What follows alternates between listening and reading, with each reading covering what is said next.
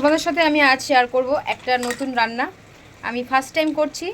দেখো বন্ধুরা, এই যে ডাল, মটর ডাল আমি ভিজিয়ে রেখেছিলাম, এই ডালটা আমি সিদ্ধ দেবো এখন।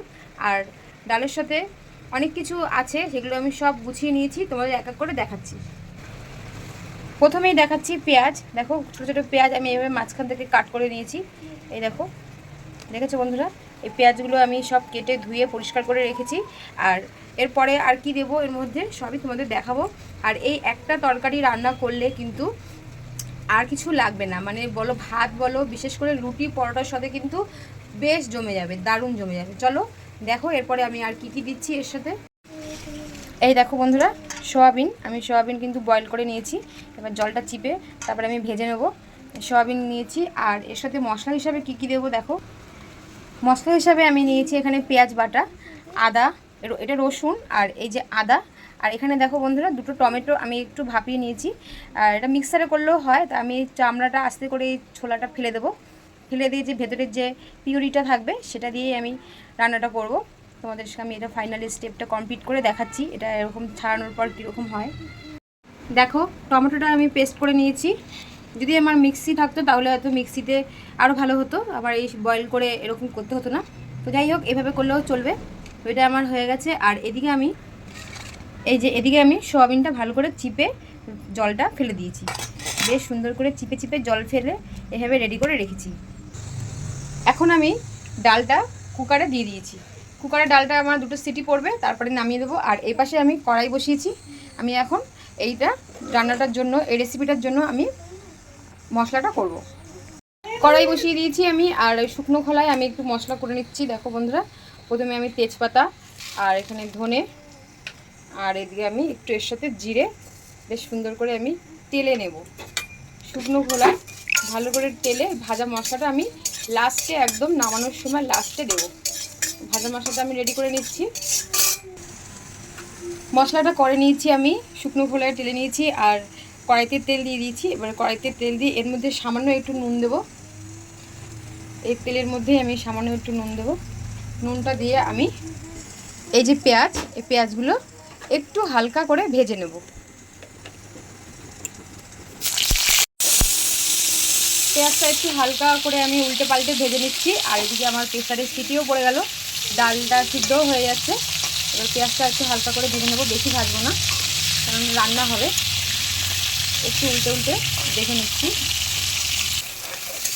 পেঁয়াজগুলো আমি ভালো করে মানে হালকা হালকা করে ভেজে উঠিয়ে এবার আমি সয়াবিনটা দিয়ে দিলাম। বন্ধুরা, প্রথমবার ট্রাই করছি, কিন্তু ফ্রেন্ডস জানি না কেমন হবে, প্রথমবার চেষ্টা করছি। আর এই রান্নাটা আমার মনে হলো যে এটা খুব হেলদি এবং টেস্টি, আর এবং এক তরকারিতেই সব কিছু হয়ে যাবে খাওয়া। তাই জন্য এটাই আমি আজকে ট্রাই করলাম। একটু নুন দিচ্ছি, একটু হালকা নুন দিয়ে আমি এটা লাল লাল করে ভেজে উঠিয়ে নেব। সয়াবিনগুলো আমার ভাজা হয়ে গেছে, সয়াবিন সব আমি ভেজে নিয়েছি। আর এই কড়াইতেই আমি তেল দিয়েছি। আর এই জিরে ফোড়ন দিলাম, আর সাথে একটা তেজপাতাও ফোড়ন দিলাম। তারপরে পেঁয়াজ বাটাটা দিয়ে দিলাম। পেঁয়াজটা হালকা ভাজা ভাজা হবে, তারপরে এর মধ্যে আদা, রসুন, টমেটো পেস্ট সব কিছু দিয়ে মশলাটা ভালো করে কষিয়ে নেবো। আর হ্যাঁ, আমি কিন্তু এই রান্নাটা কোনো আলু দিচ্ছি না, আলু ছাড়াই রান্নাটা করছি। পেঁয়াজটা ভালো করে ভাজা হয়ে যাচ্ছে আমার, দেখো লাল লাল হয়ে এসছে। এবার আমি রসুন বাটাটা দিয়ে দেবো, কাঁচা গন্ধটা বেরিয়ে যাক, তারপরে রসুন বাটা দেবো। আদা রসুনের পেস্টটাও আমি দিয়ে দিয়েছি, দিয়ে মশলাটা ভালো করে কষাচ্ছি। এবার একটু নুন দেবো, সামান্য নুন দিয়ে দিলাম। নুন দিয়ে ভালো করে এবার একটু কষিয়ে নেবো, রসুনের কাঁচা গন্ধটা চলে যাওয়া পর্যন্ত। রসুনের কাঁচা গন্ধটা চলে গেছে, সব ভাজা ভাজা হয়ে গেছে। এখন আমি টমেটো পেস্টটা দিয়ে দিচ্ছি। টমেটো পেস্টটা দিয়ে তারপরে আমি নুন, আর একটু সামান্য আদার মতো নুন, হলুদ, আর গুঁড়ো মশলা, লঙ্কার গুঁড়ো সবই দিয়ে দেবো। সমস্ত মশলা দিয়ে দিয়েছি। আর একটু জল দিয়ে ভালো করে কষিয়ে নিচ্ছি। কষানোর পর এর মধ্যে এখন আমি সয়াবিনটা দিয়ে দেবো। সয়াবিন দিয়ে, আর পেঁয়াজটা আমি যেহেতু আগে থেকে একটু ভেজেছি, পেঁয়াজটা আমি সবার লাস্টে দেবো। আগে দিলে সব খুলে যাবে, পেঁয়াজটা আমি লাস্টে দেবো। আগে আমি এর মধ্যে সয়াবিন দেবো। এটা আমার কষে এসছে মশলাটা। আমি এখন এর মধ্যে সয়াবিন দিয়ে আরেকটু কষিয়ে তারপরে আমি ডালটাও দেবো এবং জলও দেবো। সয়াবিনগুলোও দিয়ে দিলাম, দিয়ে এখন কষাবো। আর হ্যাঁ, আমি কিন্তু একটু সামান্য মিষ্টি দিয়েছি, এটা স্কিপ হয়ে গেছে। তো তোমরা চাইলে দিতেও পারো, না দিতেও পারো, আমি কিন্তু একটু দিয়েছি। ডালও দিয়ে দিলাম, আর ডালটা সিদ্ধ করেছি যেই জল দিয়ে, সেই জলটাও এর মধ্যে দিয়ে দিলাম। আর ভালো করে ফুটবে। তারপরে যে আমি পেঁয়াজ ভাজাগুলো রেখেছি ভেজে, এই যে এগুলো এক এক করে সব দিয়ে দেবো, একটু পরে দেবো। আর নামানোর আগে একটু ঘি গরম মশলা দিয়ে নামালে কিন্তু বেশ দারুণ হয়। রুটি দিয়ে খেতে কিন্তু খুব ভালো লাগবে, ভীষণ। ফুটে উঠেছে, এখন আমার পেঁয়াজগুলো দেওয়ার পালা। আমি এক এক করে সব পেঁয়াজগুলো দিয়ে দিচ্ছি।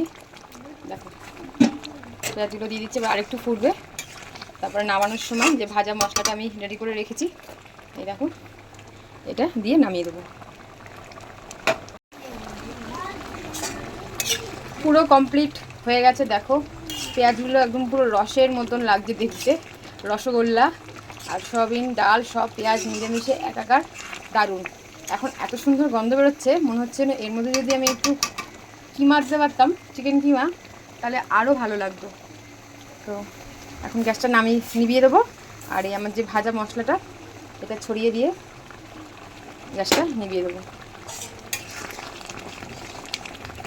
আমি নিয়েছি, আর নামানোর পর দেখো বন্ধুরা দেখতে কীরকম লাগছে, খুব সুন্দর লাগছে, টেস্টি। আর এই দেখো পেঁয়াজগুলো মনে হচ্ছে না এক একটা রসগোল্লা একদম ডুবে রয়েছে, আর গন্ধটাও কিন্তু খুব সুন্দর বেরিয়েছে। নামানোর সময় আমি একটু গরম মশলা আর একটু ঘি আর ভাজা মশলা সব কিছু ছড়িয়ে তারপর নামিয়ে দিয়েছি।